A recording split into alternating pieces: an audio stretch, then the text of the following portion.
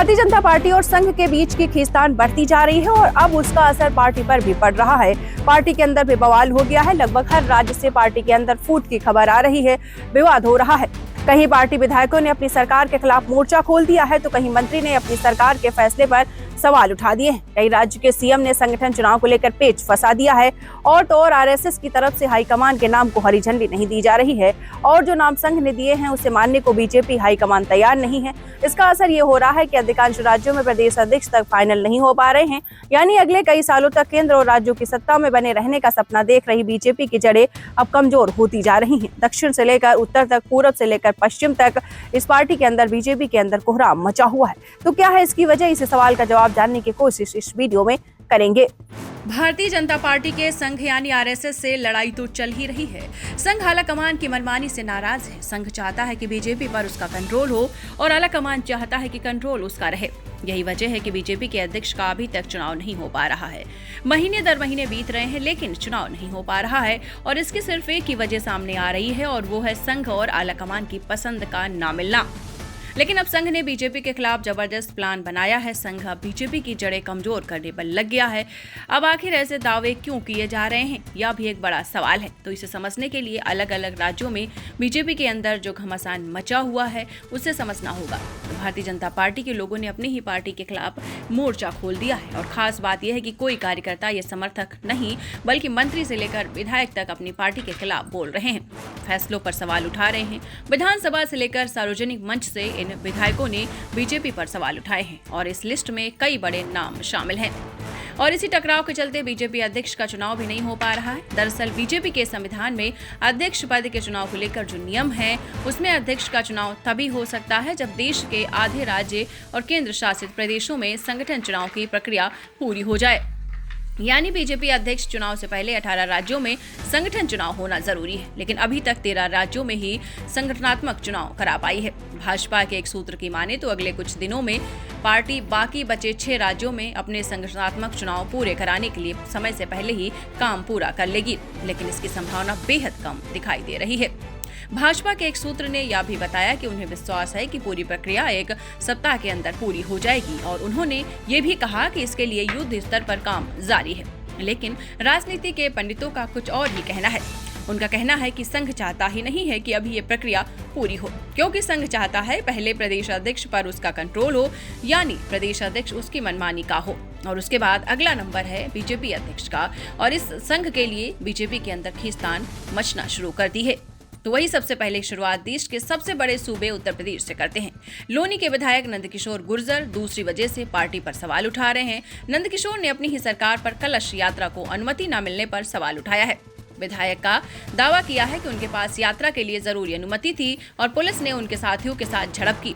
गुर्जर ने यह भी आरोप लगाया कि झड़प में उनके कपड़े फट गए। उन्होंने आगे कहा कि सपा और बसपा की सरकार में भी कभी यात्रा को नहीं रोका गया, में कभी अनुमति के लिए नहीं अप्लाई किया गया था। ये हाल सिर्फ उत्तर प्रदेश में नहीं है, मध्य प्रदेश में भी कुछ ऐसा ही चल रहा है। मध्य प्रदेश में जहां मंत्री ने अपनी सरकार के खिलाफ मोर्चा खोल दिया हो, तो वहीं राजस्थान में भी विधायक अपनी सरकार के फैसले के खिलाफ खड़े हो गए हैं।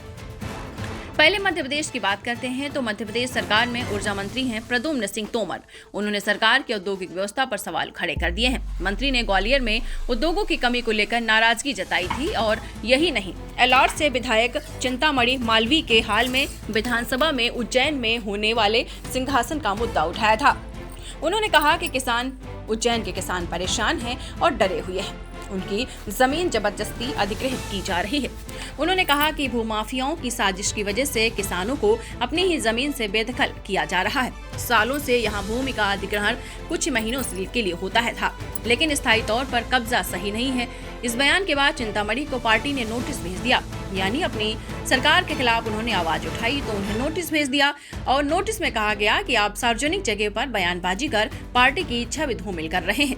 बीजेपी की ओर से भेजे गए नोटिस में चिंतामणि को 7 दिनों में जवाब देने के लिए कहा गया। यानी पार्टी के खिलाफ बोलना या आलोचना करना बीजेपी आलाकमान को पसंद नहीं और ये बात सिर्फ विपक्ष पर लागू नहीं होती बल्कि उनके अपने लोगों पर लागू होती है। और इसी बात से पार्टी के अंदर अब नाराजगी देखने को मिल रही है।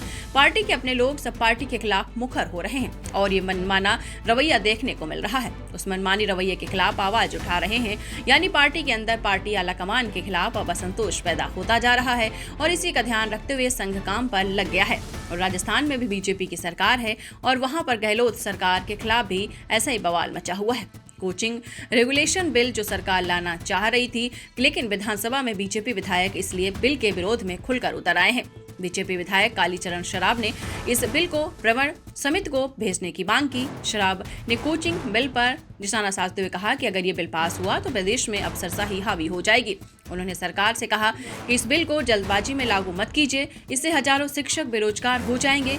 इस तरीके से तेलंगाना के गौशा महल में विधायक टी राजा सिंह ने भी अपनी पार्टी के नेताओं पर सनसनीखेज आरोप लगाए हैं। उन्होंने कहा कि पिछली सरकार के दौरान निवारक विरोध यानी पीटीआई नियम के तहत उन्हें जेल भेजने में इन नेताओं की भूमिका थी, यहाँ पर आलाकमान के खिलाफ नहीं। लेकिन पार्टी दो धड़ों में बंटी हुई दिखाई दे रही है। एक बयान में राजा सिंह ने दावा किया कि एक वरिष्ठ पुलिस अधिकारी ने उन्हें इस मामले में बीजेपी नेताओं की संलिप्तता के बारे में बताया था, जिससे वो काफी परेशान हैं। राजा सिंह ने जेल में रहने के दौरान अपनी पार्टी के नेताओं से समर्थन न मिलने पर निराशा प्रकट की। उन्होंने कहा कि जब मैं जेल में था, मेरे बड़े भाई ने मुझे सहारा देने के लिए हाथ बढ़ाया था, लेकिन अब कोई नहीं जानता कि वो कहाँ खड़ा है।